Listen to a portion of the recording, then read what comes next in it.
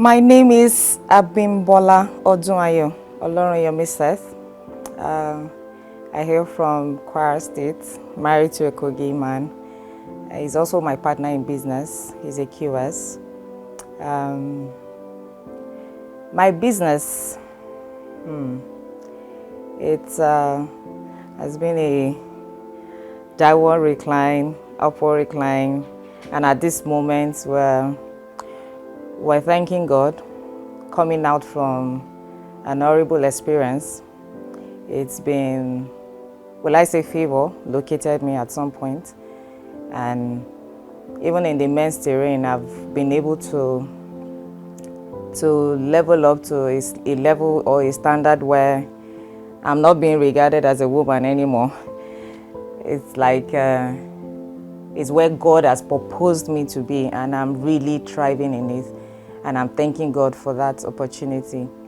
So El Casa Interior is a business venture. It's like 3-in-1, turnkey projects, and doors and accessories as well, and then the entirety of interior furnishing and furniture as well. We started off in 2014 unofficially, and then in 2016 officially.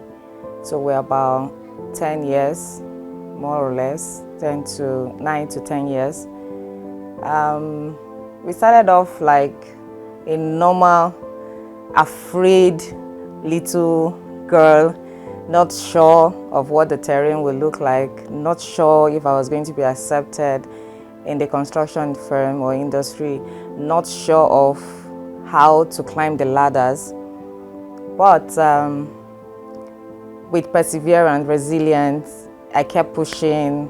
Started with the off-cuts, picking off-cuts and making tables, making stools, and then to meeting a destiny helper who I just approached and said, "What do you need?" And I didn't mince words, just told him, "I need machinery for my business," not even sure what kind of machineries. But in the process, God led me to meet some realistic industry helpers that helped us to get the machineries, and we started off. Okay, I started off alone, and then he left banking to join me. Working with him really has been kind of smooth, not completely, because when you have to have your head saying no to this, no to that, and I'm feeling like, okay, he should have just accepted the fact that it's my idea, let it flow, but he tends to say, no, it can't fly. But sometimes we bend, sometimes we fight to agree. But he has been a source of strength. He has been a source of backbone, a strong backbone, because he is financially grounded. So I am the just get the deal done. He will do the figures. He will do the, all the financial aspects. And I started off with me and him, just me and him. We had nobody. Even when we get jobs, then we outsource it. A carpenter will be somewhere, we just call the person, please, we have this, please come and help us, because we're blank. We didn't know, it wasn't our terrain, it wasn't what I studied. I studied mass communication. I had to source a carpenter. But when I wanted to start officially, we started with 4 staff, which was the cutting person, the edging person, and then we had 2 helpers, plus me and him. So we were like 6 of us that started, and then now we are like, if not 12, 18, thereabout, plus the field workers actually. COVID was very tough. It was an experience that nobody foresaw what was coming. Nobody knew how grounded we were going to be. As a business, it affected us. But one thing that kept us in COVID period was we had a negotiation with ITF. We had a contract that was still in progress with ITF, which was training people for TSDP. Well, quarterly was for 2 years. So at that period, they said we shouldn't do it because of the restriction for COVID. You have to be, far apart. You have to be at least 20 people in a place.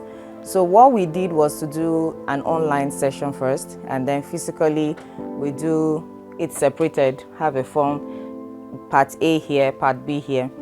But that contract sustained us for that COVID period. And then when we thought that COVID was over, the fire incident, it was just like you're coming out of one and then entering another one, which was even more severe than the COVID. This is losing everything I've worked for 8 years, just going down the drain in 1 minute. I still shiver when I think about it, but I've been able to overcome it to a large extent.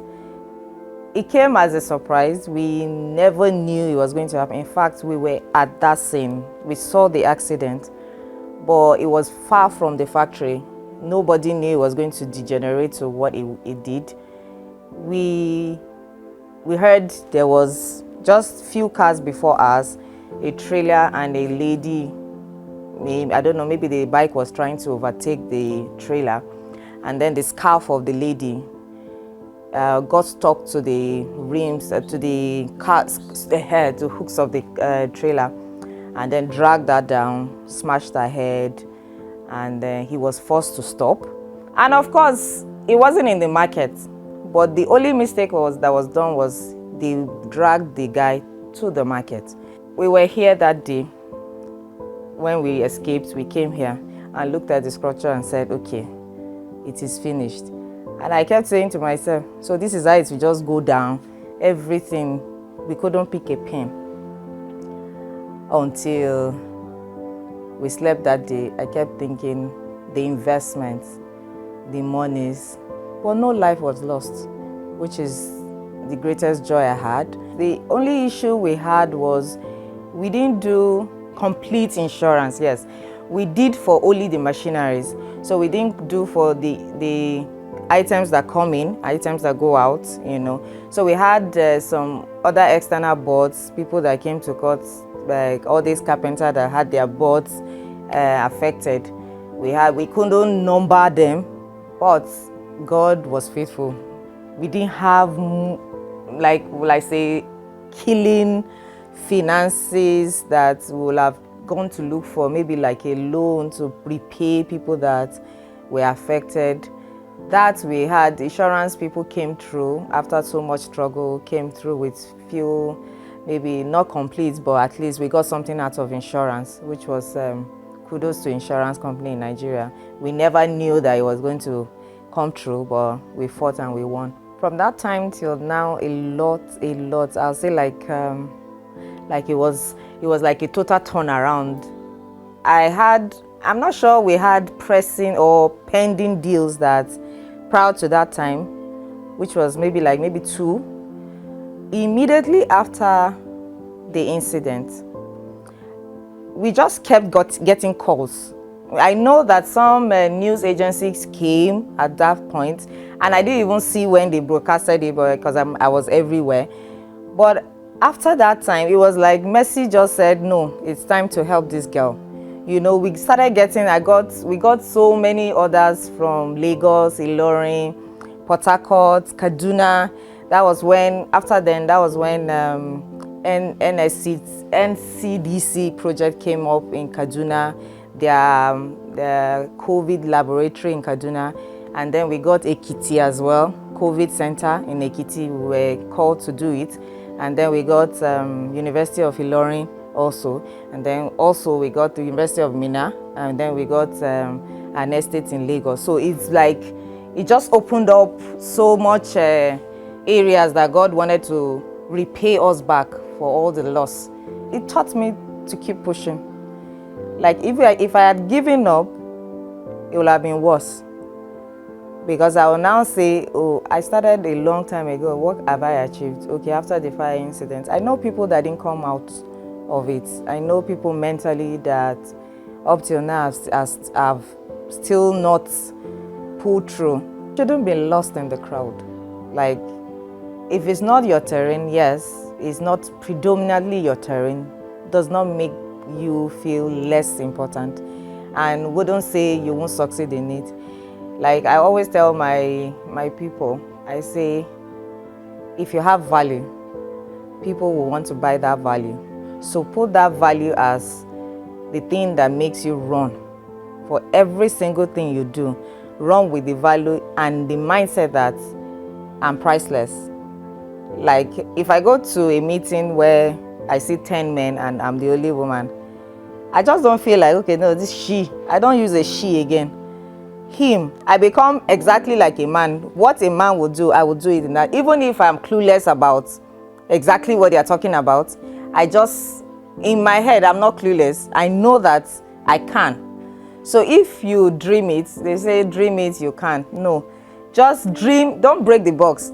Think outside the box, because if you break the box, there's nothing there to refill.